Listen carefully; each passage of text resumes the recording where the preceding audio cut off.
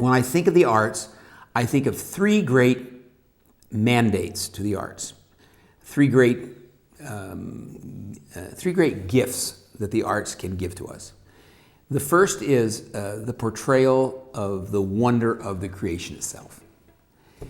And what in the Russian epic novel would be the love of the earth. You smell the earth in a great Russian novel. Early on in a novel, it's the greatness of a great novel. You get the feeling of the earth itself.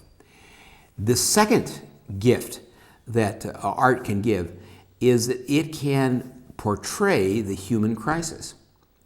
In the midst of the earth and the earth journey that we're involved in, there's crisis because of bad choices. There's crisis because of human sin, human sinfulness, our lack of trust in the faithfulness of God. You know, the first sin really in the Bible is our wanting to live at the center of the garden instead of from the center of the garden.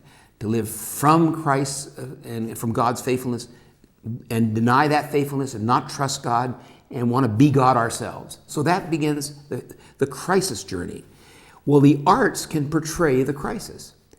And so you might say that's the dark thread in art.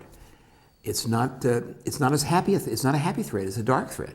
And the arts play that role. But the third great role that the arts can play is to portray redemption and grace and forgiveness and wholeness and restoration. And so I think of it, when I think of a truly great piece of art, the truly great piece of art would have all three of these.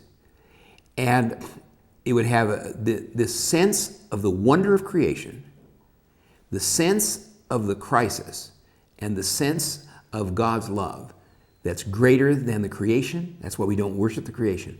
Some kind of art, it seems to be, falls into error by worshiping the creation it's honoring. Then it's not a steward of the creation. Then you have a kind of Mother Earth adoration of the earth. I think that's a mistake. And some art is so aware of the crisis that it loses its touch with the wonder of the creation itself. And that would be despair art. And there is a lot of despair art. The greatest art, it seems to me, has an awareness of all three and realizes that the world is not a lost cause. The human being is not a lost cause. God is able to redeem what he made. And that's sort of like a mega story or a mega reality that's above these smaller realities. And when I think of great art, that would be what I would call the greatest art. It has all three intuitions.